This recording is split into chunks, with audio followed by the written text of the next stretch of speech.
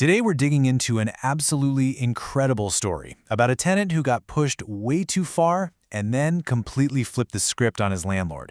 Seriously, it's a masterclass in knowing your rights and, well, the power of keeping receipts. So it all kicks off with this. Can you even imagine? Your rent is just one day late because of a bank issue, no less. And bam, you get hit with a 48-hour ultimatum to pack up your entire life and be gone? That's where this story from hell begins. Okay, so to really get how insane this is, you need to know who we're talking about. This guy was not a problem tenant, not even close. For 3 years straight, he was the kind of renter any landlord would kill for. I mean, just look at this list. 3 years, and he was never late on rent, not once. He was quiet, fixed little things himself so he wouldn't have to bother the landlord. He even took care of the lawn and the snow.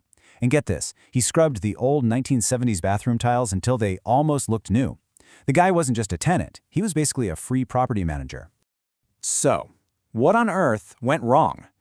How do you go from being the perfect tenant to getting an eviction notice slapped on your door?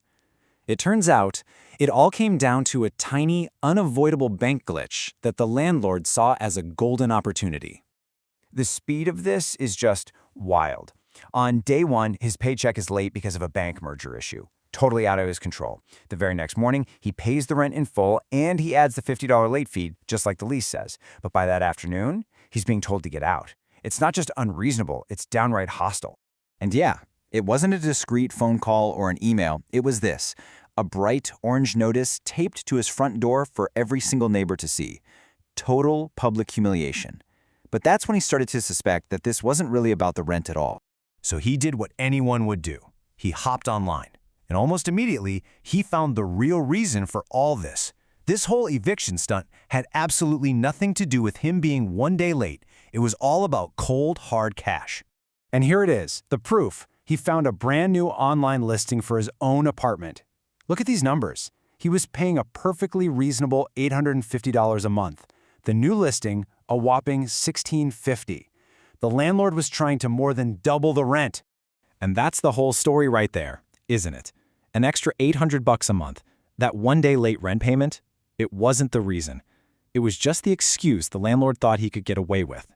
Turns out, a huge new tech campus was opening up just a couple miles away, and the local rental market had just gone completely insane. The landlord saw his chance to make a killing, and his loyal tenant of 3 years was suddenly just an obstacle. But the landlord made one giant, massive mistake.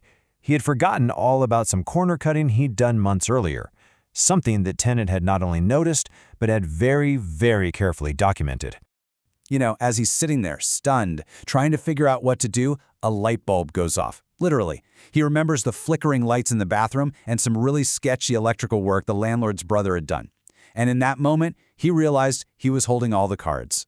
Because, and this is the key, he had pictures. Months earlier, he'd gone to the basement to check a breaker and was so horrified by what he saw that he snapped a photo. The main electrical panel was a disaster zone. Wires everywhere, just twisted together and wrapped in electrical tape. It was a genuine fire hazard. And it got worse. He didn't just have one picture, he had six. 6 photos showing a whole menu of dangerous code violations. Exposed live wires just hanging out on the wall, no junction boxes, and even the seal on the outdoor meter was broken. This wasn't just sloppy work. This was flat out illegal and dangerous. So what does he do? He verifies it. He made a quick call to the city, and just as he suspected, there was nothing on file. No permits pulled, no inspections done, no approvals. The landlord had his brother do the work completely off the books, endangering his tenant just to save a few bucks. So, armed with this bombshell evidence on his phone, the tenant walked across the driveway for one last little chat. But he wasn't going over there to plead for his case. No, he was going over there to spring a trap. The landlord, a guy named Victor, answers the door, beer in hand with this smug look on his face. He's so confident, so arrogant, asks him, "Started packing yet?" He has absolutely no idea his entire world is about to get turned upside down.